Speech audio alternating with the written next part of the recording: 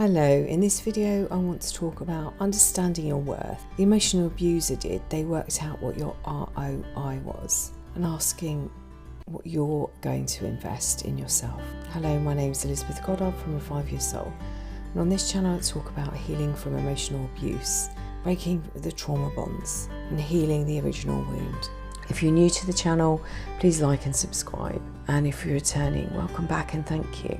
In this video I want to talk about knowing your worth. The emotional abuser did. Now, not all emotional abusers are particularly clever, but what they all know is how to manipulate people to get what they want. So they made it their job at a very early stage in the relationship to understand you, and they knew exactly what you were worth. But at the end of the relationship, they devalued and discarded you, and you felt empty, lonely and worthless. Your self-esteem is on the floor, and you very probably don't recognise the person staring back in the mirror.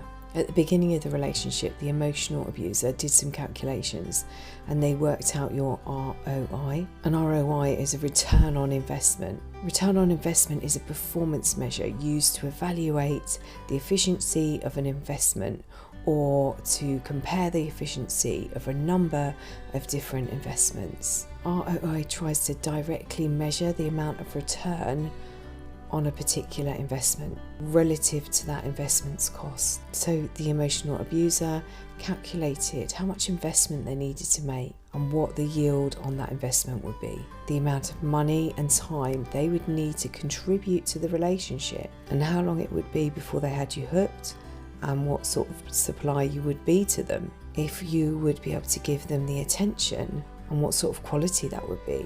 Would you have the finances to support them? What would you be prepared to offer them? What would you give up for them? And they calculated how long it would be before they had full control over your life, money and attention. So the emotional abuser knew your worth.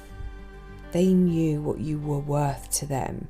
And then over a period of time, they systematically broke you down. And when you were no longer of use to them, they discarded you. You were left in pain wondering what you did wrong, why you weren't good enough, and your self-esteem crushed. Now, in an attempt to prove them wrong, you might have rushed into a new relationship, dragging the wounds and damage that they caused with you, trying to build your self-esteem and confidence. But it rarely works. You might have broken the trauma bond with the emotional abuser, but it's like trying to put a sticky plaster over a gaping wound. It isn't man enough for the job.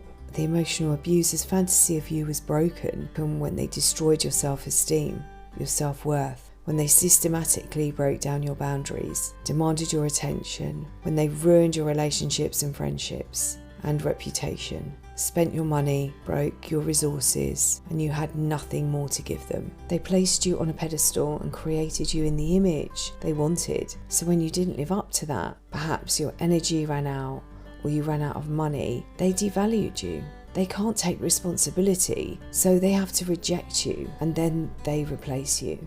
In a similar way that you might replace a television or a kettle, when they're no longer fit for purpose, you look around and see what's available, what upgrade you can get. You might notice that your appliance isn't working as well as it has done, and you know you're going to need to replace it. Or maybe you had a bonus at work and you think, oh, I'd really like a new model with new technology. They create a new fantasy with a new model and they repeat the pattern. They saw your worth and they stole it from you and left you believing you were the problem. In their eyes, this isn't their fault because you didn't match their expectations. And so they took everything from you, including your self-esteem. You need to reprogram your brain and break free from them.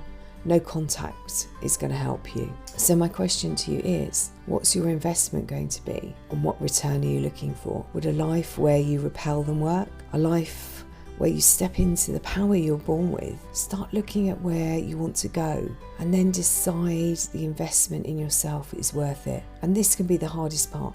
You put them first for so long. It doesn't feel right thinking about your needs. Take little steps and build up your confidence. Heal the wounds and protect your nervous system Start looking into the future, a real one, not a fake one. If you'd like to find out more about working with me, you can visit my website, reviveyoursoul.co.uk, or you can drop me an email, info@reviveyoursoul.co.uk. I'm going to put some links to resources in the description box below, along with the links to both my books, Finding Lily and the A to Z of Emotional Abuse. I'm sending you loads and loads and loads of love.